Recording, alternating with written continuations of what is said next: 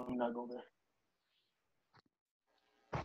Good evening, ballers. Welcome to the 16th episode of Stepback. Hey. Here, my main man, Jacob Moses, the host, Sir. Leon Tompkins, here to celebrate I Love This Game week. Sir. How you feeling tonight, brother? I'm good. Doing good. Living. Just no complaints. Kids having a fun time when I was swimming. And so they're happy. I'm happy. That is We what's need some up. sports. Once again, Yep. we need some sports. How you doing down there? Back home? Another day, another dollar. Yes, sir. Getting ready to hit phase 2 on Monday. Yes, So sir. pretty soon this hair is gonna go. There you go. He can't wait. He's like, yeah. Man, I've been counting down the days. My man looking like I'm a star. Yeah.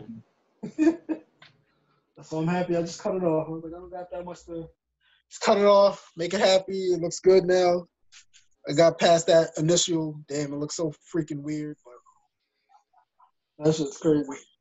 Well, yeah, man, because, at first, it's kind of like you're not used to the look, but then, once it goes over time, straight, man. Exactly. And I've been telling you that forever, man. Took you long enough. Yeah, shut the hell up. Anyway, it's hard to let it go, even though you don't have any. You're just like, yeah, I don't know if I want to. But yeah, it's finally went. So I'm good. That's what's up, man. So, just like game, we've been celebrating I Love This Game week, describing how we fell in love with the game of basketball and what drove us into it. Yes, sir. We go way back to our first episode. We kind of described, how we got into it and whatnot. I'm a Net fan. You're a Knick fan, and yeah, I know. Yeah, it's rough. You've been there a little bit, a few times you've been there, but it's just I was lasted a lot longer. A lot longer. But we'll get there one day. Maybe Yeah, I won't be open there. Yeah, hopefully during your lifetime, man. Yeah, I'm just hoping. I want to see a Brooklyn, New York. A Brooklyn Knicks playoff series. We can go to that one. It might not be no fans, but we might get there.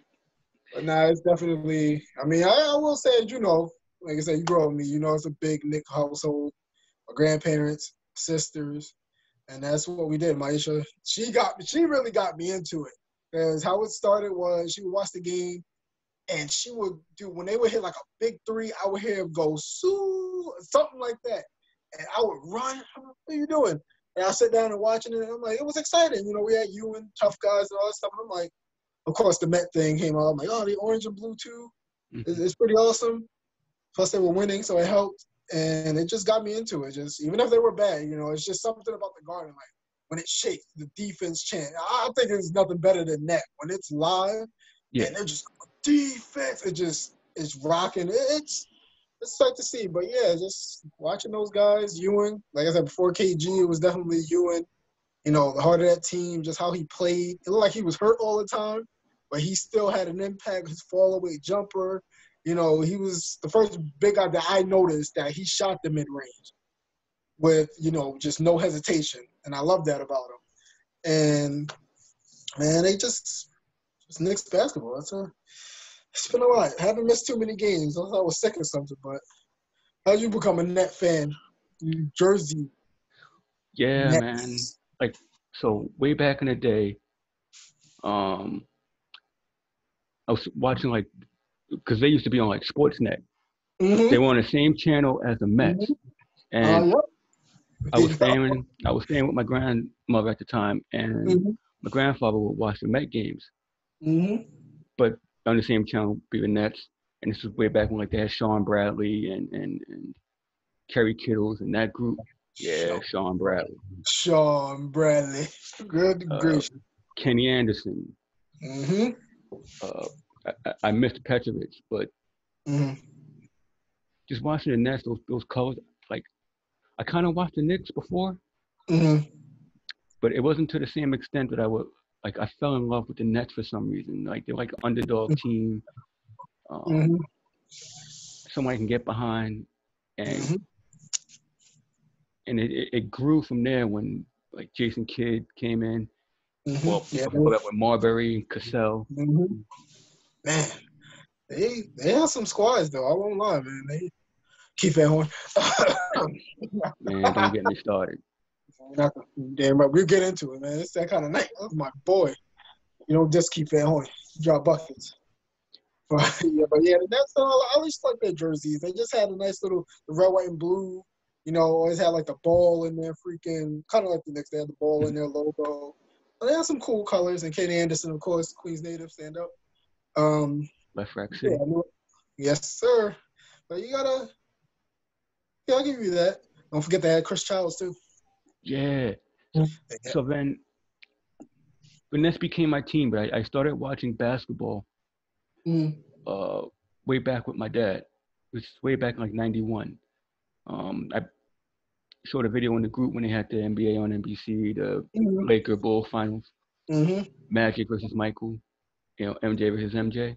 Mm-hmm. And that's how I became like a big Magic fan. Mm-hmm. The behind the back dribbling, the passes. Like, so this guy is Showtime, Mm-hmm. and it led to it just led to me watching the games with my dad, Saturday and Mm-hmm. Sundays.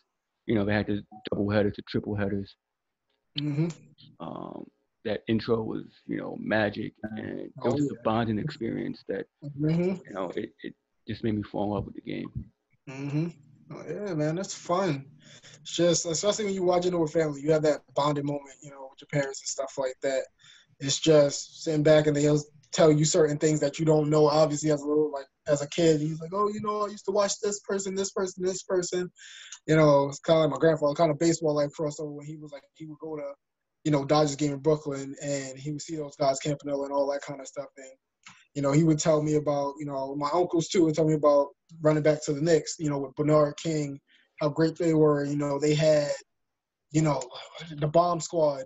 Mm-hmm. Before I really started, obviously I was too young, but I talk about the bomb squad when they kind of, Trent Tucker, Mark Jackson, those guys, and they would just bomb threes. But when I started watching them, sit down with my grandparents, sit there, a lot of cursing, a lot of cheering, yelling. But it's nothing like it. I think basketball still gets a bad rep. Yes, baseball is a great sport. Basketball is a great sport too. If you're into it, it's just as exciting. You Mm-hmm. catch a nice little alley cross court. Like players now, you throwing it from freaking half court, throwing alleys and stuff. That stuff is exciting. You go down like the Kawhi shot. Like, come on now. Like, That was an exciting game seven. It's bouncing. Boom, boom, boom, and it drops. Man, I know Sandra was hurt, but indeed was. No, but yeah, stuff like that, man. And then you got back in the day, we got the greatness of Jordan. You saw that the Knicks and Bulls, upsets like the Nuggets and the Sonics, stuff like that, man. It's just it happened a lot of upsets in the West. Mm-hmm. But it was so many marquee matchups, guys growing up in the 90s from, Magic when he came back from, AIDS and stuff like that. Pippen, Jordan, what we had back then, Mark Price of the world, John Stockton, Karl Malone, so many guys that you can just love watching. And I don't know, basketball is just an amazing sport. It just, obviously it doesn't have the luster that it used to have, but Right. no, it was definitely a good time. Plus, Yeah. that's So what brought us together, actually. yeah, like it's funny. So I moved around a lot, and when I finally moved into Queens, into Jamaica, I found like sports has a way of bringing people together. Mm-hmm. Because otherwise, I wouldn't really talk to anyone. I just go outside and play ball. Mm-hmm. And you don't need an introduction. You can just it's much easier. Hey, you guys got a game going? and then it's 2-on-2, 3-on-3. Mm-hmm. So go around and meet these guys. Like, so we play a pickup game, and come to know, I mean, come to find out you actually have some skill. I'm shocked. Yeah. Yeah, that was fun though. It was just, and actually, I think we might have moved around not too long. We might have moved around the neighborhood at the same time because I moved over Matthias in 166 and about 90, 96. I remember coming from Brooklyn to that house. Yep, it was about 96. I'm on 96. We moved there, and you see the kids and stuff outside. I just came outside. They had a hoop down there. We walked down there. And, summers we spent there, but we really used to play all year round. Because remember, we used to come out in our bear coats, you come out the sweater, and we out there balling, freezing. Can't even really grip the ball, but we're actually doing that. But it was funny how we met. We're going to break it down how we met Leon. This dude, so we're all playing. He comes down the street all casually, and he had this black winter cap in big yellow letter. It said Africa. No, not because he's black. His dad was pretty pro-black. I will give him that. But it's Africa. Okay, so yeah, he started balling, started doing his little hook shots and stuff, and that's what we know him as. See, we all had nicknames. Me, when I first started playing, I had the Star David with a black dude on it like this. He was in a freaking. It was kind of like a cage, and it said, "Let my people go on the back." That's what they knew me as. Oh, what's your name? Moses. Like, no, we're not calling you that. We call you "Let my people go." That's fine. But Leon, all of a sudden, Africa, Africa. So basically, we're like, okay, we're gonna call him Africa. And then every time we would play the ball, we get so hyped when Leon come. It was basically Leon was a staple in the games always. Either me or we. He was a staple. Come down the street with the Africa hat. Mr. Rains down there. Leon's coming down doing it too. Just it was great times. It was definitely knew you for real. It was a long time before we started calling you Leon. It was a really long time. Really long time, because once they give you a nickname, that's it. You can't get your own nickname. Your name what's your name doesn't matter anymore. This is who you are now. Uh-huh. But those games were like I said, like bonding experiences. You get friends, and I'm getting a lifelong friend in you. Absolutely, so man. That was fun. It was a lot of fun, man. Oh man, it was great. And you notice they never put us on the same team. We always got separated because every time we got on the same team, we just gave everybody trouble, and it was just play. And I'll never forget this play. It was so easy. I don't know why we didn't run it.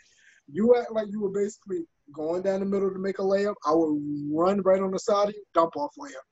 We could have did that. We could have done that all game. And yeah, they were morons. Let's be real, man. Yeah, it was so bad. Run it up, though. Hop layup. All right, that's it. But it was we had some intense games. We used to definitely be on that side street. We used to play it was like a 9-to-5 job. We would be out there. Go to the corner store, get some Gatorade or some Tropical Fantasy. If you lived in the city, you know what I'm talking about, a.k.a. Sprint Killers. But he definitely got those, and we would ball out for the whole day. It was fun. And Leon's go-to move. Tell him about the go-to move. I'll let you do this one.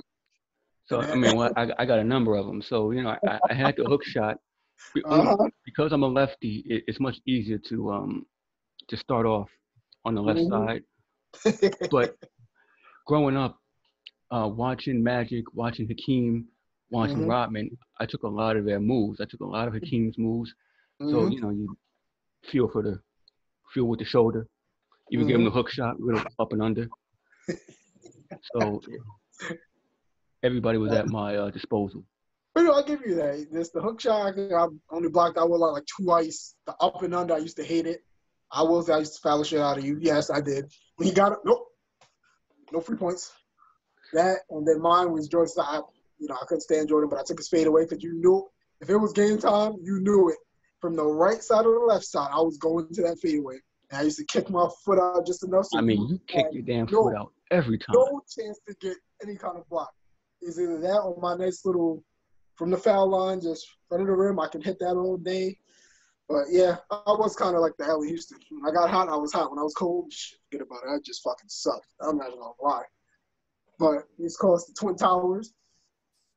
And then Leon was freaking Tyson Chandler before Tyson Chandler because he started that tap shit. I hated it. Well, yeah, that was Robin's thing. Just tap the ball to yourself. Nobody's gonna jump with me. I couldn't freaking. It was so annoying because I was out there because I was more of a perimeter defender. I like getting in front of you, all that stuff, and then shoot the ball. It was nobody else getting the rebound. Tap, tap, tap, room. Tap, tap, tap. I'm like, oh my god, this fucking guy. But yeah, we definitely had some battles. I mean, we used to have street battles, 166 versus 165.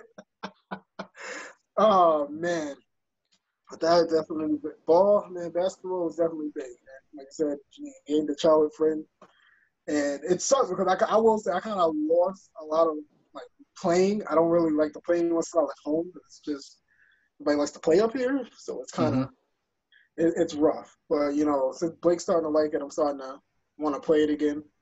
Because he really seems to like that in baseball. But so we definitely had some good time.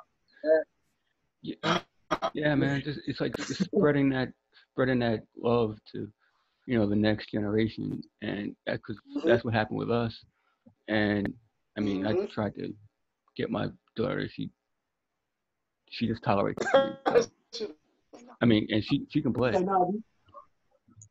but you know. How about Sabrina? No. She was shooting the ball. Oh no, she can shoot. She can shoot. But otherwise, she won't like sit and watch the game with me. She wants none of it. She's like, no, Dad, I'm good. Thanks, so. Yeah, I'm good. And then, like, I remember watching the '94 finals with Knicks and the Rockets and the whole OJ thing, and my dad cursing up a storm. And, this motherfucker OJ is on the screen. Where's the game at? Marcus going 0 for 10. Oh Lord Jesus. Oh man, I mean, that still bothers me to this day because we really could have had a championship still. Still, 2 for 18, and they were still in the game. Just one. I think one would have changed a lot, but you know that's how it goes. You get close but no cigar. As you know, with the Nets, they went to the final 2 years in a row. Yeah, 02 and 03. And then they ran into some juggernauts, man. It wasn't even. Yeah, Shaq wasn't fair, man. Nah, it wasn't. Jason Williams wasn't. Who else you had? What's the other dude's name? Well, I think the first, yeah. Yeah, I think he was in 03. That wasn't going to work. Yeah. They had Mutombo, I think, in 03. There you go. The next year, they got Alonzo Mourning in 04, but they never made anything of it. So trash either way. But definitely, man, it's weird to see how much time went by and see us getting older. Just being able to go back on those memories it's pretty good. Stay out, not as obviously we had to come out when the street lights came on, but we got our games in. Yeah, man, kept us out of trouble. That's true. That's what my grandmother used to say. Just make sure, and Leon, you couldn't tell nothing about her baby Leon. Good, gracious. He could do no wrong. I think somebody liked you more than I did. Like more than me. Somebody liked you more than that. Oh man, I doubt that. But it was pretty cool though. Grew up with some great guys, and it's cool to see us become dads and just watching everybody social media wise. It's definitely a sight to behold. You know what I mean? But yeah, we definitely had some fun times. Yeah, man. What was your what's your favorite Knick team? Ooh, 94 was fun, but I would say 99. 99 to start. That has been my favorite team because they were quicker and something because Ewing was older, but the underdog feel to it, it was just something to behold. Like we saw that Houston shot. We walked into the Amco. We went to go get something to drink. And as we walked in there, this little ass TV, we see the shot going by Houston. It bounces, goes in, and we're like, oh! It's just a run, man. It's just Larry Johnson. Marcus Camby emerging. Kurt Thomas with the mid-range. Chris Childs. I like that team over the 94 team because it was more who would have expected an 8 seed, a second 8 seed. Well, no, they were the first at the time to go to the finals, right? Yeah. They were the first 8 seed to go to the finals. I still think it would have been close. I don't know if we would have won, but I think it would have helped to have Ewing there. He wasn't done yet. But, yeah, it was – I say that was my favorite team, especially with the LJ 4-point play. That goes up, he fouls, and it goes in. Like, throwing it up. I mean, it was great. Definitely the 99 team. I'm kind of shocked he made the free throw after all of that. I know. Well, he even did it because they went to mommy saying, hold on, I got to make a free throw now. I thought he was going to miss it because he had this, like, tight-ass form. It's just, I'm like, oh. It went in, though. It was good. Well, what was your favorite net team? You got a good amount of them. I actually think it was last year's team. Okay. I mean, I like the ones that went to the finals, Mm-hmm. but I knew they were a center short. Mm-hmm. Absolutely. Kidd and Carter brought something back. Well, I mean, no, Kidd and Carter went on the team at the same time. No, they were, but those finals teams. What year? Yeah, those finals years. Mm-hmm. I mean, they were really exciting to watch, and they brought something back to the team that wasn't like brought some excitement. Mm-hmm. But They did. Between last year's team and the 2013, I think it was 2013. Oh, when they went to the playoff? Yeah, but they lost to the Bulls. Yes. I think that was either 12 or 13. It was one of them. One of those years. I know it wasn't 14. It was Reggie Evans, like Brook Lopez, Darren Williams, and this is when PJ Carlissimo took over the team. Ah, man. And like Nate Robinson, like killed him in game 5 or 4. Mm-hmm. He went off. And they lost in like double or triple overtime. Mm-hmm. And that changed the series around. But last year's team was I thought special because if you I watched it 2 years before that under Atkinson, you could see the building blocks. Mm-hmm. They started to change their philosophy, and when they went on that like 8 to 10 game winning streak after they lost about 6 or 7 straight before, watching Russell, watching Jared Allen, watching that team grow as a unit. Mm-hmm. Forget my guy. It was really cool to watch. And I thought I knew they really didn't have a chance against Philly, but I thought they showed up better than what you expected them to. Yeah. Mm-hmm. Yeah, that was great watching. I ain't gonna lie. Jerry Dudley, he hits the 3. Man, if you don't sit your bum ass down, man, get the hell out of here. But I will say one thing. But I'm a big Harrison Furt fan. That guy, he can ball. But when he was in college, when he was Steve, Steve, he was the one that actually put me on him. He was like, listen, this kid is gonna be good. I got him at a steal. Mm-hmm. And the last game I watched in that series when he dropped 50. He got to 50. I think he got 50. Yeah, he got to 50.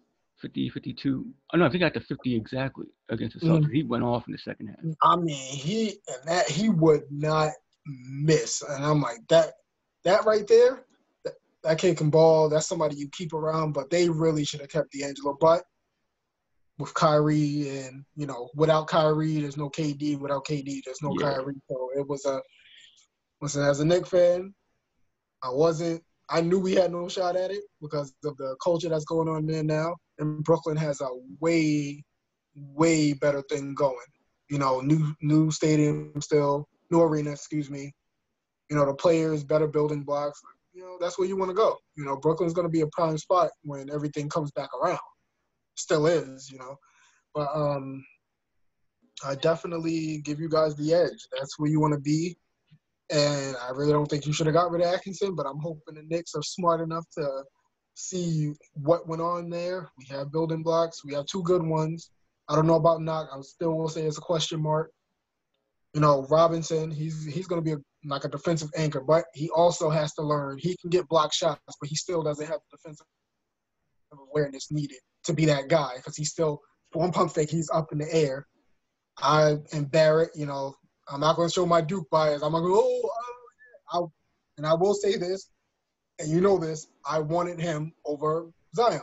Mm-hmm. I just felt that Zion, we had like 3 or 4 power forwards anyway. I don't know what they were going to do with Zion.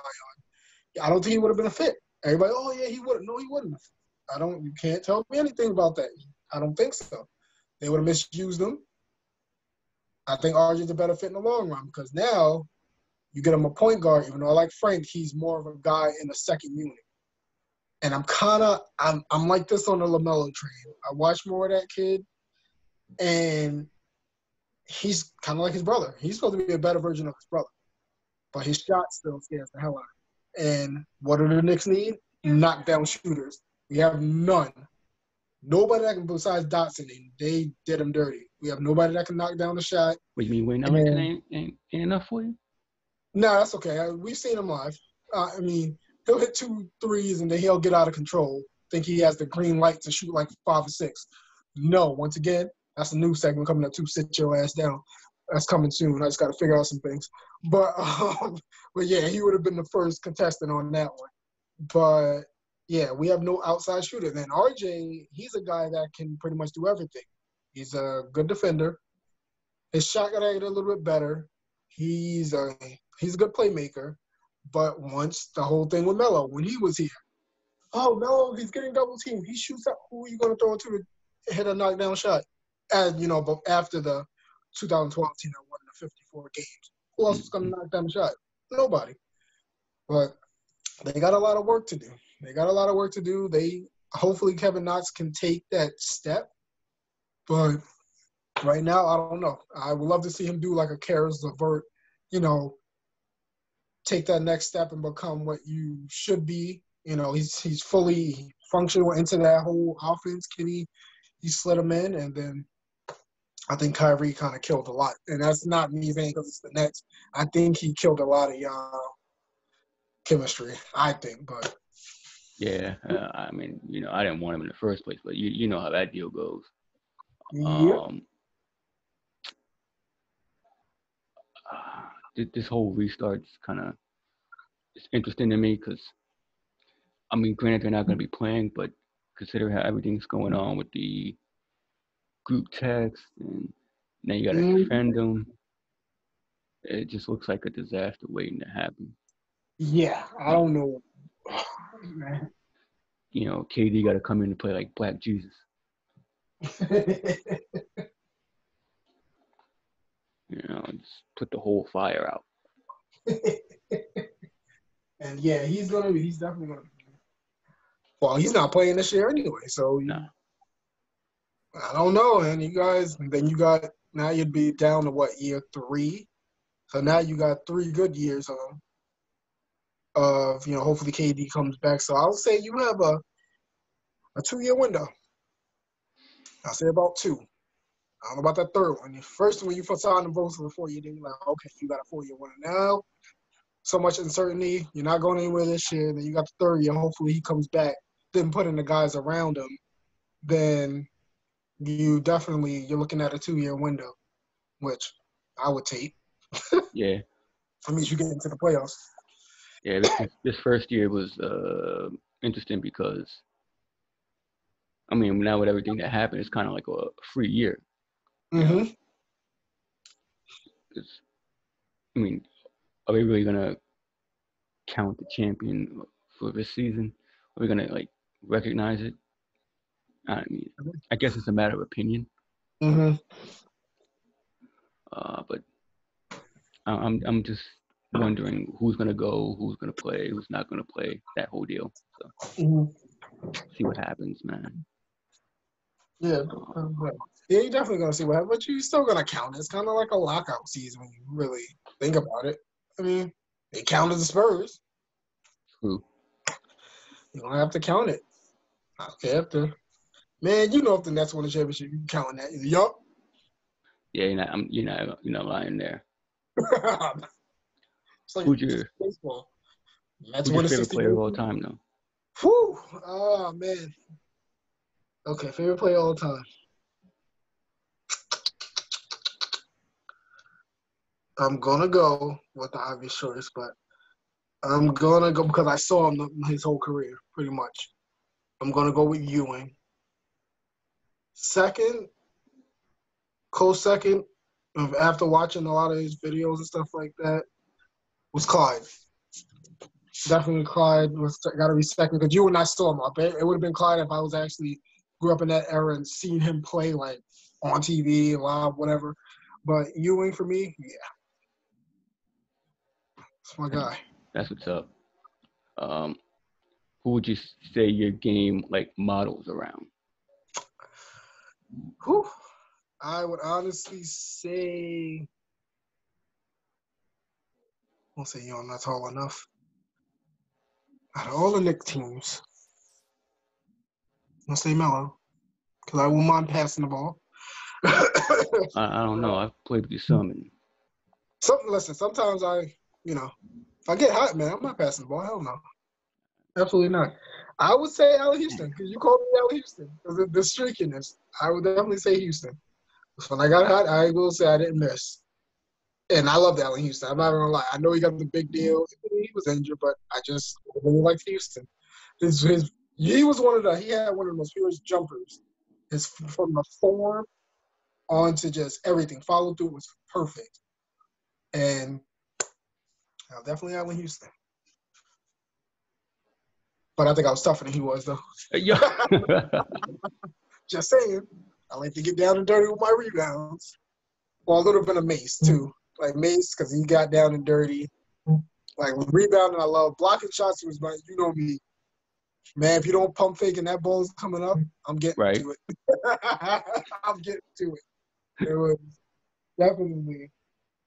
But now, who do you think I'll say, yeah, I'm going to say it for it. I think you did, honestly, like thinking back how you played, you did have a magic feel to you. I will say that. You guys, you definitely caught the no passes and everything. You had it down packed. I'll give you that. Yeah, man. Just watching Magic just do all of that and try to behind the back. I tried nutmegging some people. Like just getting the ball on a fast break, getting the rebound. Just looking down the floor, who's here, who's there, just setting up the defense. I always wanted to be in a position of power. Just no one had the ball in my hand. Just I just thought I could do it all. We definitely made you play point a lot of times. Yeah, man. And if anybody's out there want to join us, we put in an open link on the chat. You could come on in and describe your love of the game, chat it up. How'd you get into the game? What drew you in? Because maybe like I said before, it was a bonding experience, and it was real exciting to just sit and watch the games with my dad because it was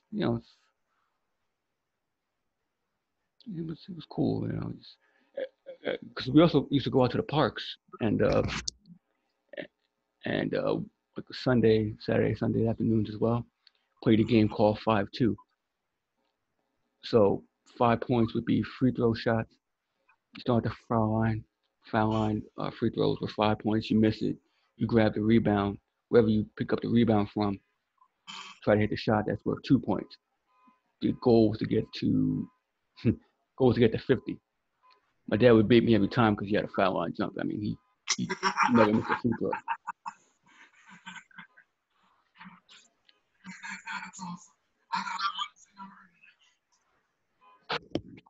He never missed.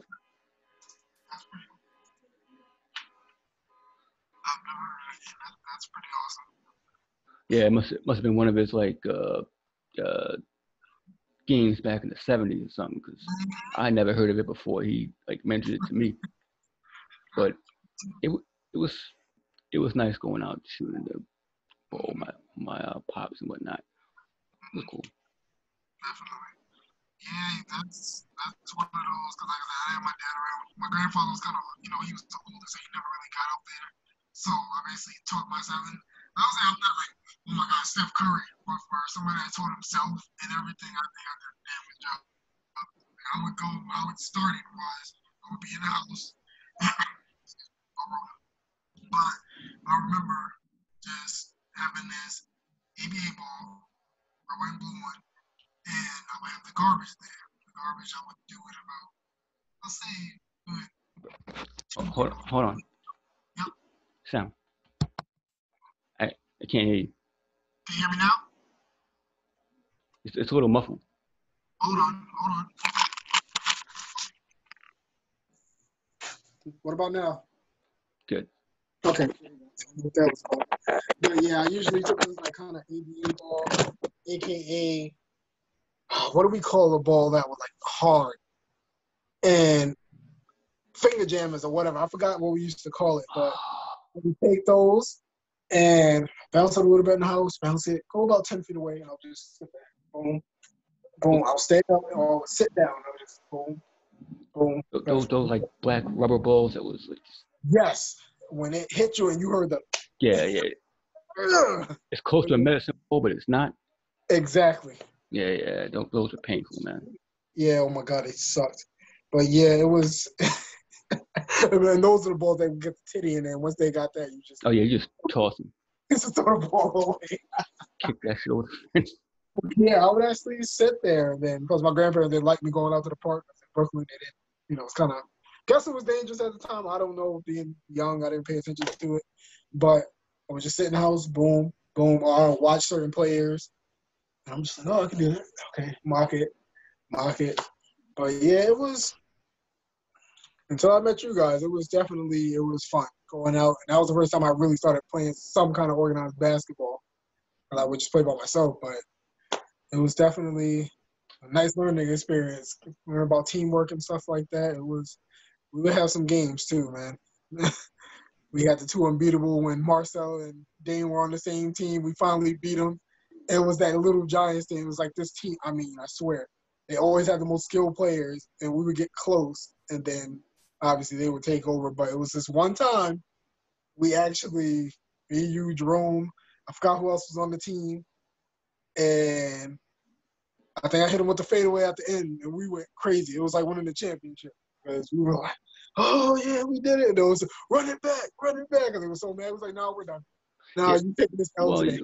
Well, because it was like me carrying most of the weight. I felt like, Kobe and whatnot. Just, I got to carry you guys to the end and just let me down all the time. I mean, I can only do so much. You catch my ass. Yeah, right. Your ass would get colder than me.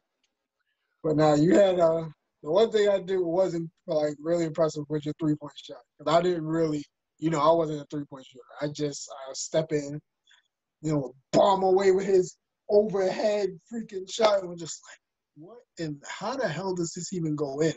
What happened? What is going on? And it was kind of unblockable because it was so far back. You're just like, what? Man, I changed my form so many times that it was mind-boggling. I know we both used to shoot like this. I remember that. We used to, yeah, looking back on it now, that was hideous. Yeah, it was pretty bad. Now we just trying to get Blake to do it now. Now it's more of a than. But yeah, that was definitely came a long way. But yeah, man. Yeah. And again, as a reminder to everyone, if anyone wants to join in, there's an open invitation in the comment section. Definitely come on in and discuss how you introduced yourself to the game and chat it up. Absolutely. If you have any questions, it's kind of like open AMA. Have any questions? Go ahead and ask. We won't be here all night, but ask some damn questions. Yeah, man. But, man, I was going to ask you. What do you? Okay, yeah, here we go. So, what do you think? What Nets team that you thought underachieved the most that you think should have went somewhere but really didn't? And you kind of bait me into this, so I'm gonna take the bait.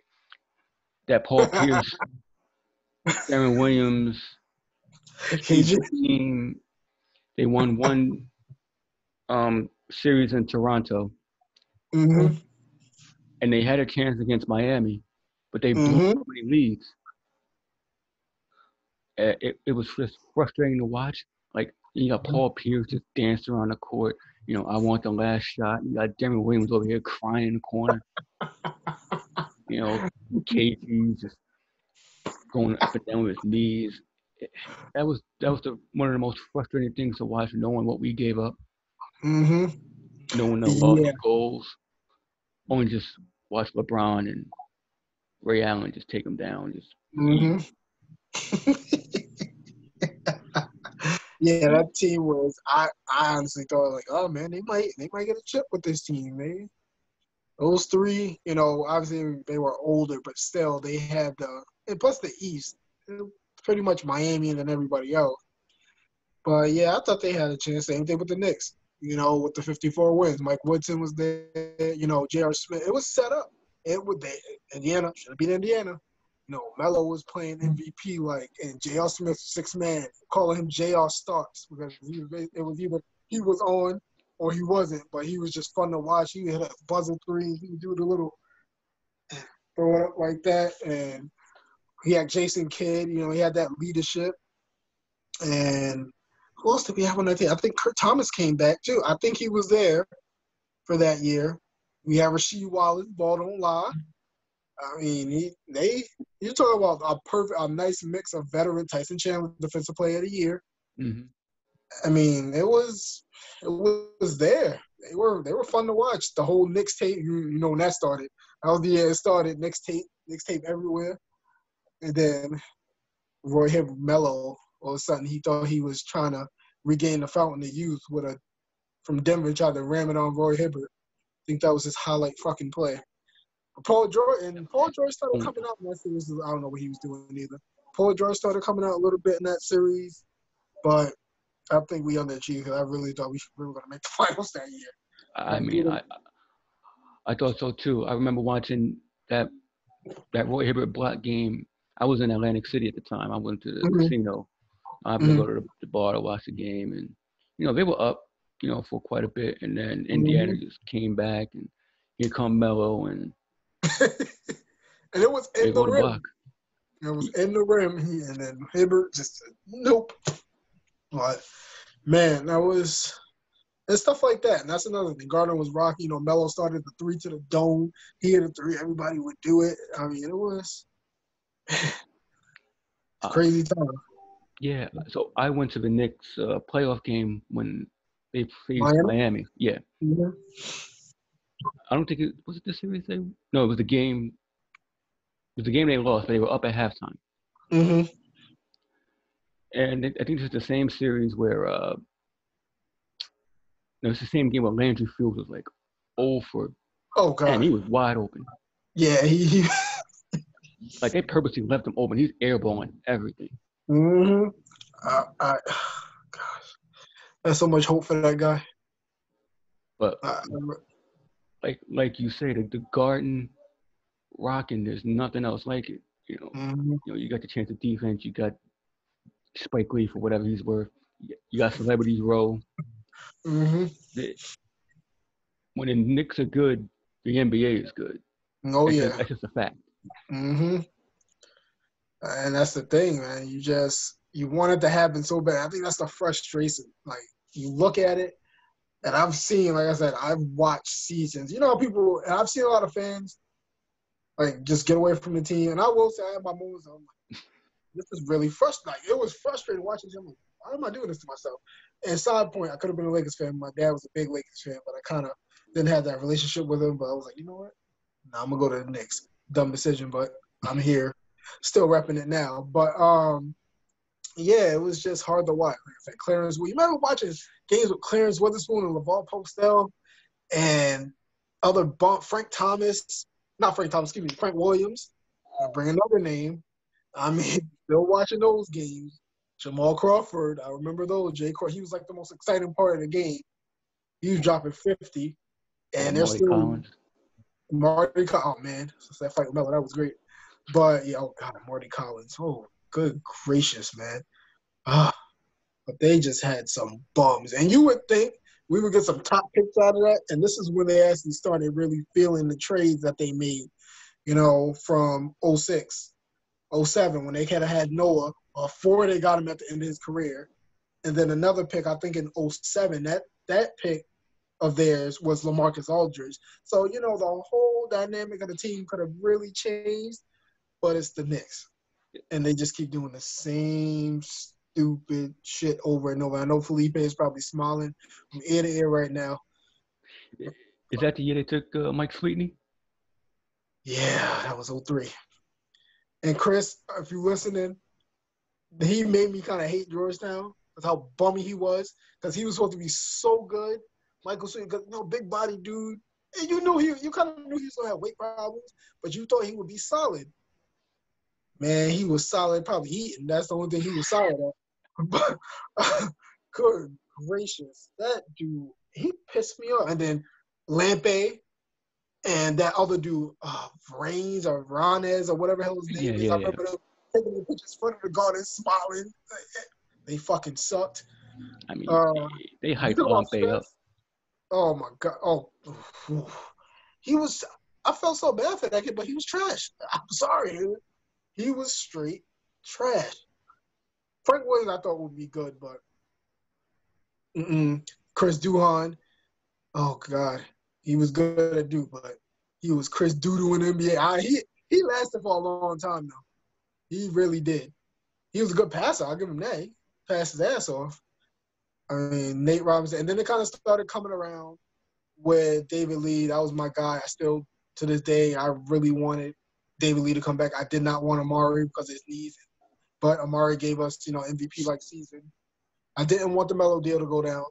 We discussed this plenty of times. I didn't because we had a complete team.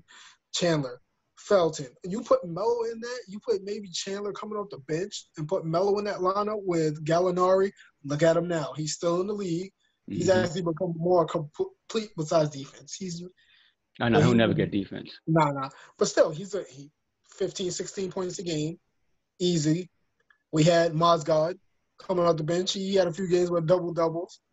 And they let it go for Melo. And I was so heated. And it just hurt. As soon as he would have said, if you don't get me now, I'm going to Brooklyn. I said, Melo, take your ass to Brooklyn. We'll see you later. But, it was nice having Melo here. He wanted to come here. He gets a lot of flack, but you look at his numbers. Melo did what he was supposed to do. He was the star of the team. Dude set the Garden record. Well, it was another game I was watching. You knew that was a special night when he hit that half-court shot. You knew the night was going to be special. Who was it? The Bobcats. Yeah, they were the Bobcats at the time. But Melo, his whole legacy, I want to see him come back for 1 year. If he's going to retire the team, let him retire with the Knicks. Because he did a lot. He put a lot on his shoulders, and I will always respect. People can talk all they want about Melo, but he has more heart than anybody for doing what he did. Obviously, LeBron was too scared to come to New York. I don't know what he's kind of soft to me for that. You had it all set up. You could have brought your team here, and then remember that Dwayne Wade retirement? Oh, it was gonna be here in New York. Nah, no, shut up. Don't try to gas nobody's head up. No, you weren't coming. But that was another thing. I wanted Lee back and go from there. Nate Robinson was a fun watch. Won in dunk contest, 3 times? He won it 3 times? I mean, he should have won one. Maybe once or twice. I don't know about that third one. Twice. The third one, nah. That was, I don't know how he – but the dunk contest was starting to be kind of trash when Chris Anderson had 30 freaking attempts. When they remember before they had the time limits. But that was another thing we used to watch back in the day. We used to go to each other's house. Everybody would come to my house. We watched the dunk contest, and then the Carter one. You, Jerome, all of us. Seeing him do those things, we're all looking at each other like, what The hell did he just do? Yeah, I've never seen that before. Yeah, and this is when it was. And expanding out at the crowd, you see just like the different era, like the clothing, everybody wearing baggy stuff and scully caps and all that. Everybody going crazy. Shaq with his big ass camera, KG just like, oh, what's going on? But that right there, stuff All-Star Weekend used to bring us together. You know, it used to be an event. Oh, we coming to Jacob's house. Yeah, we watching that. Now it's, it's getting kind of light. Maybe with these young stars coming in, we'll get it again. But I want the Knicks to be good. Give me a 7 to 8 seed. Just to see a Garden in the playoffs again, I would take that. I even take a sweep, something. Because this is getting crazy. Most def, man. Most def. So now, I guess with current times, it's a little bit of talk. The rules came out as far as the bubble. Mm-hmm. A little more detailed. I read through some of it. Yeah, I didn't get to read it. It's pretty interesting. Mm-hmm. So apparently, about the 15, 17 players. Yeah. They get tested, I think, twice before they can play. Mm-hmm. They're able to have like the players visit the other games in the crowd. Get DJs and manicures, barbers, all that for I guess like 2 or 3 months. So it's a pretty nice little setup for them, to be out there for that long. Oh, definitely. Oh man, that would be actually cool. Now that you say something about DJs, you know what they can do to make it kind of, but it still wouldn't be the same like a Rucker Park feel. How you got the music playing and stuff like that, and get the players into a rhythm. Because that I know we used to listen to music. That used to get me into a rhythm when I listen to music. So that would be pretty cool to have a live DJ doing his thing there, playing music, so the players can actually, and then we don't have to hear all the damn chatter. We'll hear the chatter, but just some plays I really just don't want to hear. Yeah, I don't think they'll be mic'd up for too long because it'll be a lot of shit you can't put on TV. The first word that'll come out, whoa, halftime, cut it. We gotta have viewers. But what do you think are the chances that you think the season will happen? And we'll go revisit from our little pop up that we had. You think it'll be played? Because I know you had a view on it, but do you think they'll play? Like Pat Beverly said, if Braun plays, we bowling. I think they'll play. It's just if LeBron's playing, if Giannis is playing, if Kawhi is playing, a good number of them are going to play. I mean, who's going to miss Dwight Howard, right? Yeah. This ain't 04. We don't. A.B. Bradley, Carmelo, I'm pretty sure Melo's going to play because he's been sitting out for like a year and a half. So. Yeah, he just got back in and it happened. But yeah, why not play, man? I think when push comes to shove, they'll play. Looking at what the rules brought in, I mean, it's pretty. I mean, it's favorable.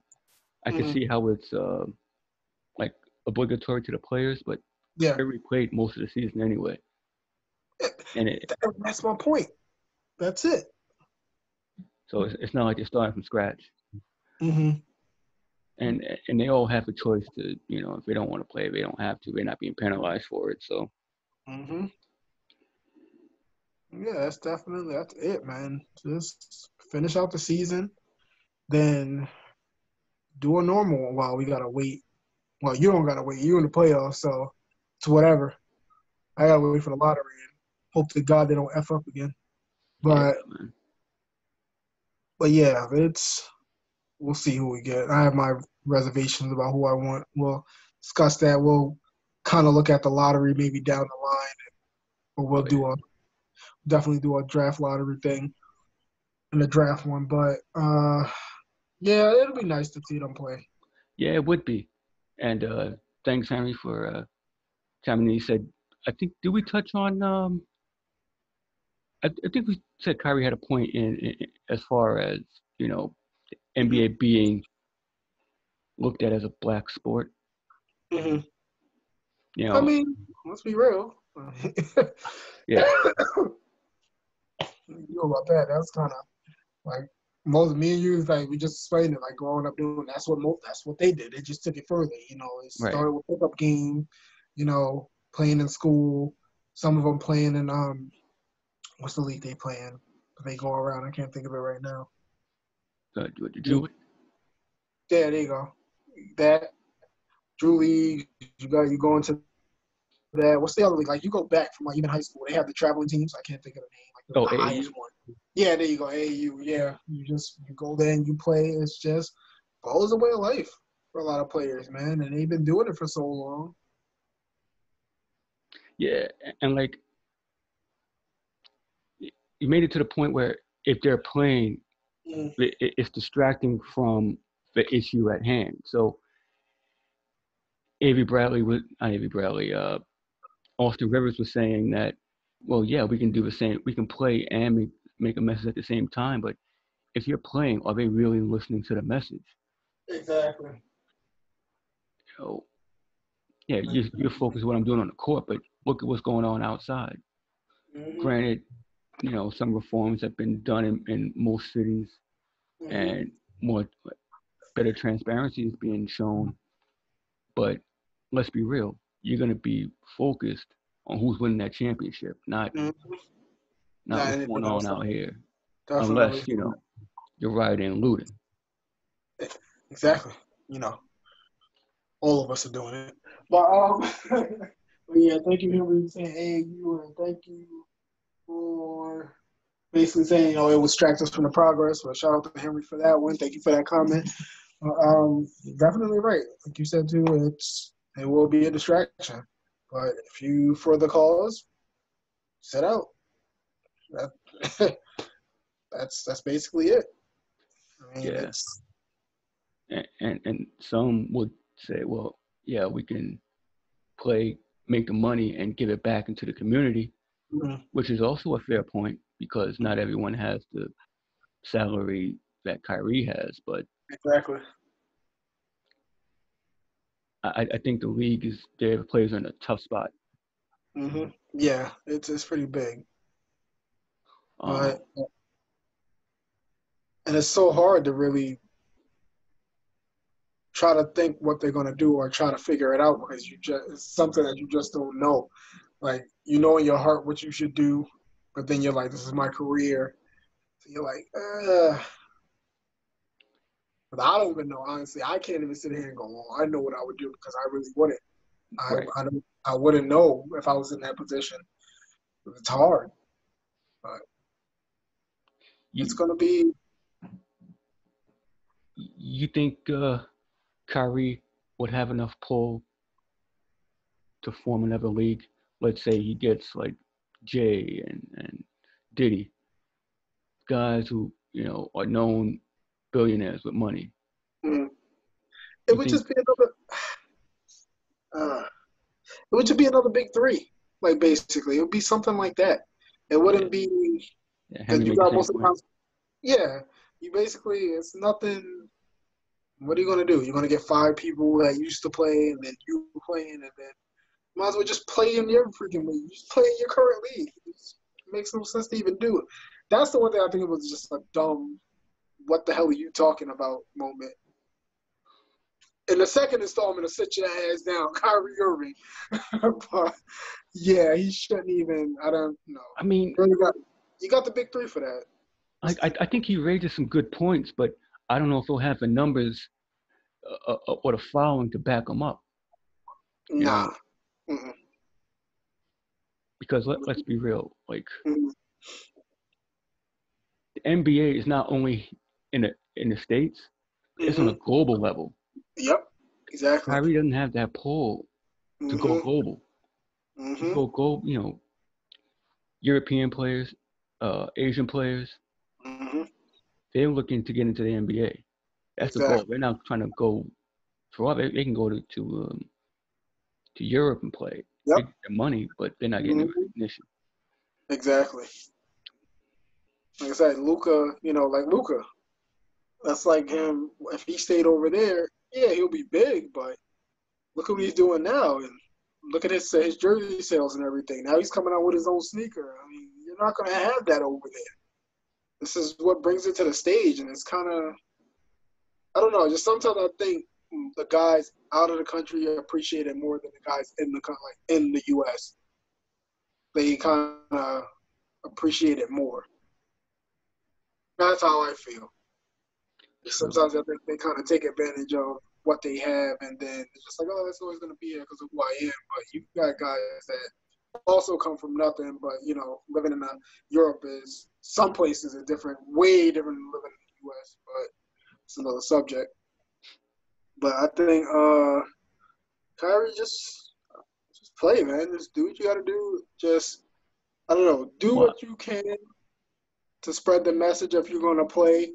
But if you really about it, and this is the thing, if you open your mouth about it, you might as well be about it. That's another thing I look at. Don't say it and then you just go off and then you forget about the message, and then you're just doing, basically you were just talking just to talk, and then it just makes you look more of a, you know, more like a selfish guy, me guy, than what was it for? I mean, like Maya Moore gave up 2 years of her career. Yep. To get a wrongfully imprisoned man out of jail. I mean, she backed up her talk, and she was one of the best players in the league. Oh yeah, I think she was coming off an MVP. They just won the championship too. Mm-hmm. She did it. She won the championship. I think she was the MVP of the finals, and she was for the cause, and she's still doing it. I think, I'm not sure if she's supposed to be returned this year. I think she is. Well, speaking of which, they're coming back late July for a 22-game season, which, with nothing else on TV, this will finally be a time for them to, you know, show what these ladies got, because these ladies can ball. Yep. Oh yeah. Plus Liberty, you know, they got Sabrina from Oregon. I want to see her play. I heard she broke a lot of records in school. She can play. So I'm ready to. I'll be watching the Liberty. Because they're sharing a complex down in Orlando, and I mean, they're used to playing in empty arenas anyway. So. Exactly. So ain't nothing new. It's nothing new, but I'm excited to see. Absolutely. What they got going on. Oh yeah, they definitely don't get a lot of credit, and that's even back from when they first started, man. I thought they had a pretty good view when they first came around. I thought so too. Because it was, you know, especially with the Liberty, you know, you had it was kind of like a 94 light, because it was Houston and freaking New York with Rebecca Lobo and I think, it was Cheryl Swoops, Cynthia Cooper, on who else? Tina Thompson. Yeah, one with the big lips. Bigger than mine. But yeah. And then you have my girl freaking Witherspoon, loved her. Mm-hmm. Lobo, like I said. Subaru wasn't on that team, I don't think. But they had a decent squad. It was fun watching that, man. And Houston again. That made me have a really bad hate for Houston. A real one. Yeah, they ran roughshod over the league for a while. Like, good gracious. But yeah, the one that has some ballers, man. Look at Candace Parker. She's ridiculous. Elena Del Don, like, they got ballers. Let's not get it twisted. They can go at it. Yeah, so I played with a few in the park. I used to play some school growing up. I mean, they could shoot, they could ball. Like you gotta like respect their game. It's almost like you're in a no-win situation. Like you get on the court, like, oh, I gotta guard this girl. Meanwhile, she's lighting you up, like, oh, what are you doing? So you really can't, like I said, you really can't win. But you blocking. Oh yeah, you blocking the girl. You suck. Yeah, I'm not even gonna lie. There was a couple of them I would get mad at. You bust my head, not get that shit out there. Respect that. Backed it up a little bit, but like I said, you gotta respect their game. She got game. I think I always liked that. So she got game. Always liked it. Yeah, me too. It was, but yeah, I'm excited to see them come back. Even if it's condensed seasons, you know, basketball's basketball. That's what we want to see. Who you got? But like Henry did say, let's touch on this one. He did say it makes sense from an ownership perspective, which he does make a point because it does. Because you can pull in money that way, or you can get some kind of entertainment for fans and stuff like that. And he also said pull your resources together to form a team. Yeah, because they probably can do it, but like I said, if that's the case, it takes a lot of people to do it. Mm-hmm. I mean, how many teams can you get? Well, it depends on the players. But and then again, you can look at guys like 5-star recruits, guys who want to skip college.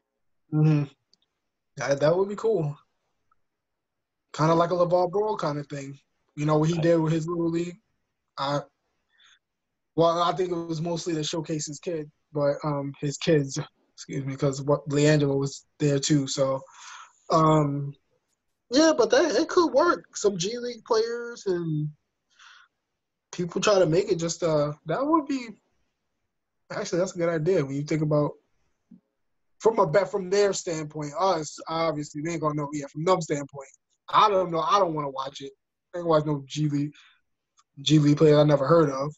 I mean, I know the Westchester Knicks. I can run down the roster on that one, and maybe some around the league. But other than that, I don't know. It'll be weird. It's like watching the XFL basketball. Oh hell no! That I couldn't stand. Only name I remember is He Hate Me because that was the coolest name ever.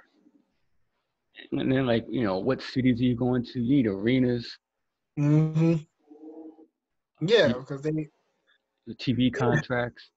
I mean, Kyrie says it's easier to start another league, but I don't think he knows how much it is to start another league.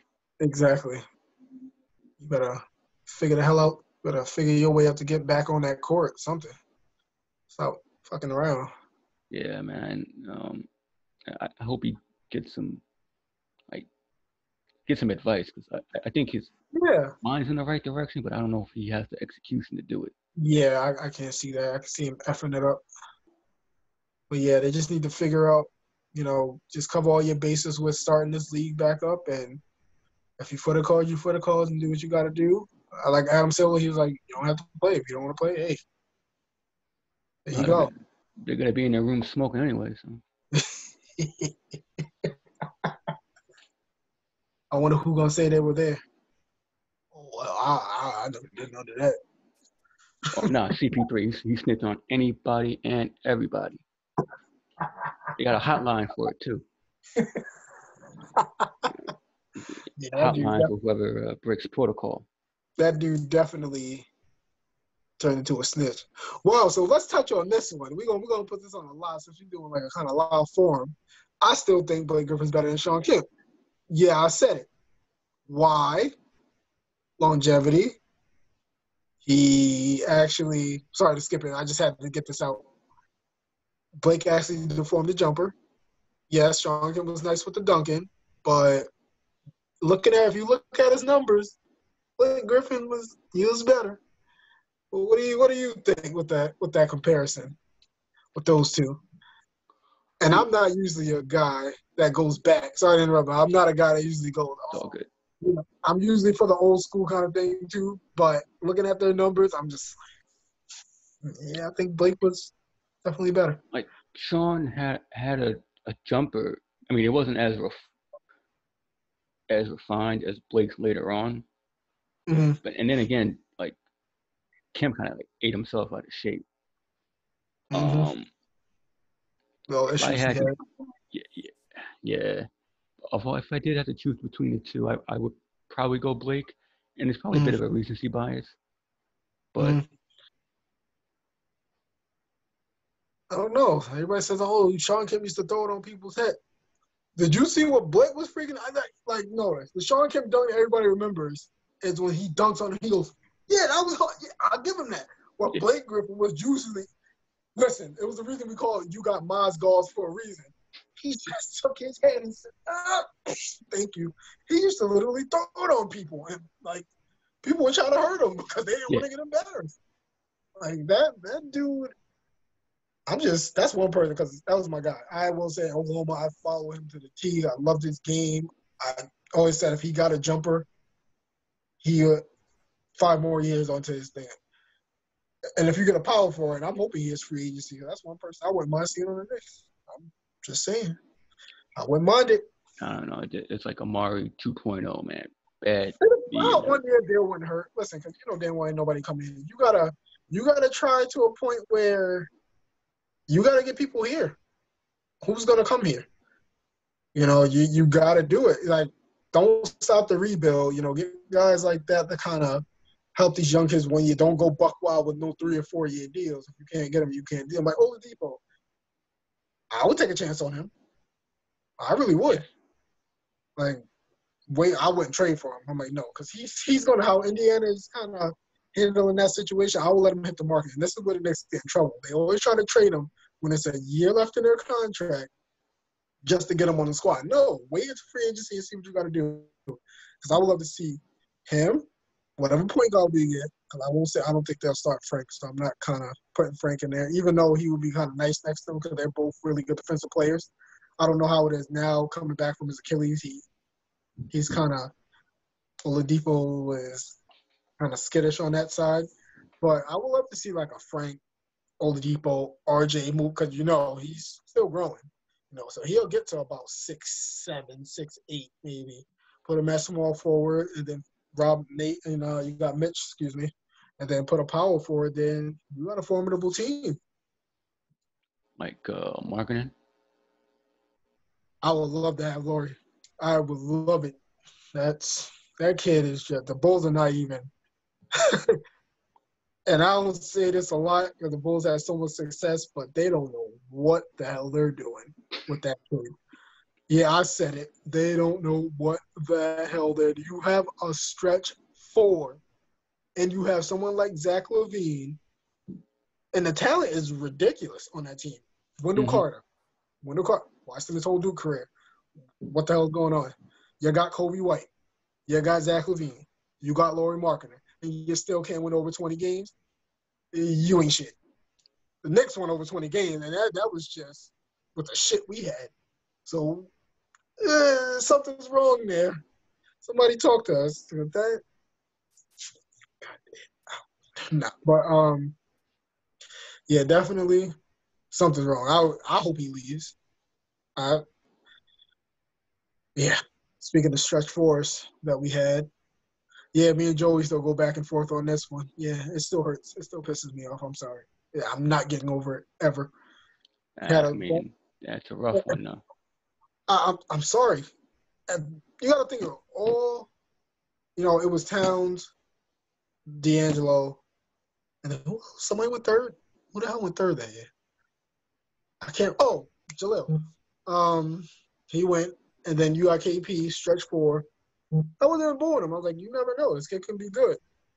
And look at him. As soon as he hit superstar, what happened? Besides him getting hurt, whatever. Knicks fuck it up again. I mean, it was actually looking bright. Imagine him, like KP and Mitch, like that front court. That right there would have been exciting. I think like they'll probably end up looking for like a Markkanen or Aaron Gordon type. That's another one. Aaron Gordon. He's another one. He's starting to get a jumper now. That kid, he's still – and it's crazy. He's in like his 6th year. He's only, 24, 25? Johnny would know. You know, one team, although I'm kind of intrigued to see in the restart, the Wizards. Although they said Wall wasn't coming back, he's healthy. But let's say they convince John Wall to come in. They sign like with DeMarcus Cousins. That would be pretty. Yeah, that would be pretty interesting. With him, Wall, Beal, Hachimura is going to be, I won't say a star, he's going to be a borderline all-star because that kid can play. What's the other kid they got? The young one, the center. Bryant? Yeah, Thomas Bryant. He's not bad. Bertans is a gunner. he's like a typical stretch 4. I like Gary Payton's son is on the team. He shows some things. Well, who couldn't show anything? Who can't bust the Knicks ass? But he actually can play. I Yeah. think it's all about time with him. You know, who else do they have? It's another guy. I can't think of his name, but yeah, I like that. That's a good intake on that one. I forgot about Wall even coming back. When he's good. He's Yeah. definitely that He's 2010 guy. he's definitely forgotten about, and I think if he doesn't come back this year, they're going to be a force to be reckoned with next year if they decide not to trade Oh, yeah, Beal. oh yeah, I think they will. Oh, let's touch on this. Bradley Beal to the Nets. Were you giving up? Apparently, they have to give up like the entire damn team, with like LeVert, Dinwiddie, and Jared Allen. They have to give up and some picks because like it's 2-3 years left on the deal. Mm-hmm. And Beal is a bona fide star, but I also believe that you need depth in the playoffs, and LeVert, I think, could be that third star, but he's already on the team. Mm-hmm. He's a microwave too. When he gets going, yeah. I think the third guy is already on the team. They don't need to trade for.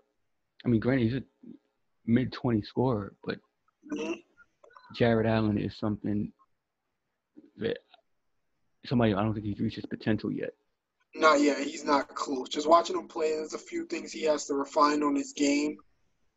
Like he started actually staying out of foul trouble from what I've seen. And you got the other kid that can be, I think that'll be decent. Like at least a decent backup. Dude with he has the dreads. Claxton? Yes, there you go. Nice. He's a lefty. Yeah. You guys got a team.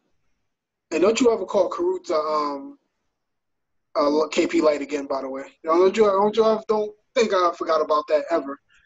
KP Light. So got your damn mind. You'll see it. Yeah, okay. Yeah, I see his ass on the bench. That's when I see him. And the other guy, Musa. You know what? Moose can ball. He just needs the minutes. Yeah, traded that somewhere else. Let him get minutes. He ain't getting no minutes with the Nets. He get garbage time. He's not. The other kid they got, the point guard. He went to Florida. Children? Yes, he was good. He was really good in college, actually. He was like a human freaking speedball. He's just running back up the court. He'll get up the court in like 5 seconds. Boom, boom, boom, score, come back. I like him too.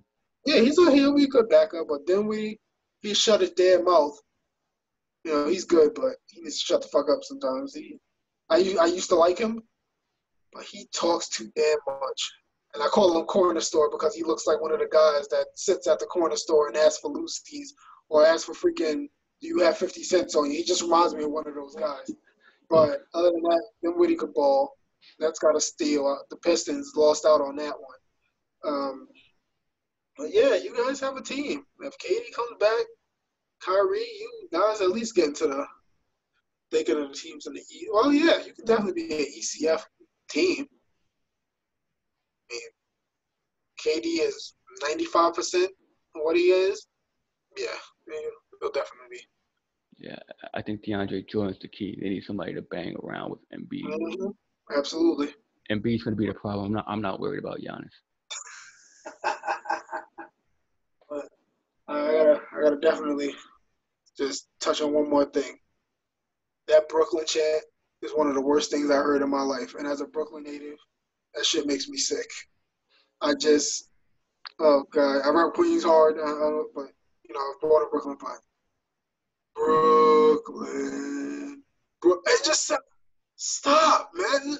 I mean, go do the So Brooklyn thing on a PA. The fans don't need to say it. It just sounds so, it bothers me. I don't know what it is. It just bothers the hell out of me. It really does. I can't take that shit. Even when they're winning, it's just like, I think I found a new intro to the show. I'll kick it. Don't you fucking dare. I will right now cut it off. I won't be coming back on. Better get a silhouette of me or something, or some 3D shit. Oh, man, it's gonna be showing up. I'm done. Get it out of here. But yeah, they got their few pieces, I'll say. a piece away, maybe. They don't trade anybody. Knicks are about playoffs, point guard away, and maybe a decent power forward. But like I said, I can go on another show about that one. I'll be on here for like an hour saying why they piss me off, why Dolan pisses me off, who the hell they should go, who the hell they should draft. Yeah, I'm not going to that right now. Oh man, it's been real reminiscing and Absolutely. talking with you, man. Absolutely. But yeah, it's not. Makes me feel old. Sunday's Father's Day, and yes. Happy Father's Day to you, man. And Father's Day to you. You're doing a great job, man. That's definitely proud of you. You stepping up. Same to you, proud of myself. I know, thank you. It's weird having two little ones that you got to look after, and then it's like really nothing better than, hey, Daddy, I need something. Or, I love you, Dad. Like just out of the blue, like that's he doing. I'm just like, yeah, that's like me. Maybe all that discipline, they might really like me after that. Yeah, man. She can't stay there. See if they'll ask from the retirement home, Fuck that, put me there. Fuck that. I need somewhere to chill. Absolutely. But nah, it's cool though. They're good kids. Until I take something, then I'm the worst dad ever. Let's talk about it. No. Kiss my ass. I love you, kids. Hope you see us one day.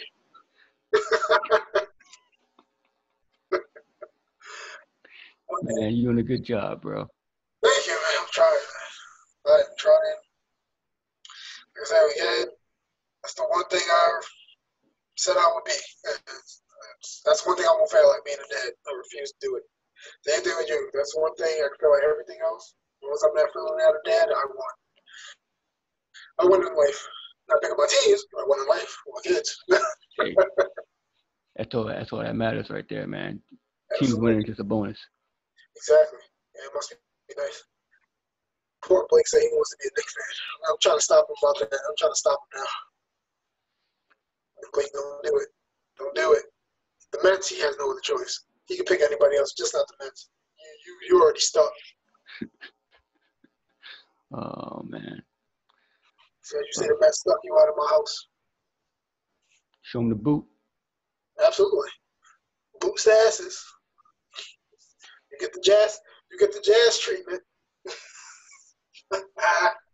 Oh, man. Yeah, it's definitely been fun, man. We gotta goddamn people. AMA people, you're supposed to hit us up. Darn it. But nah, it's all good.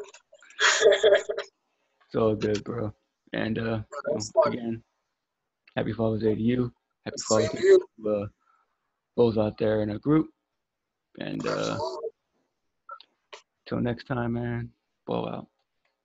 Sir, so we do.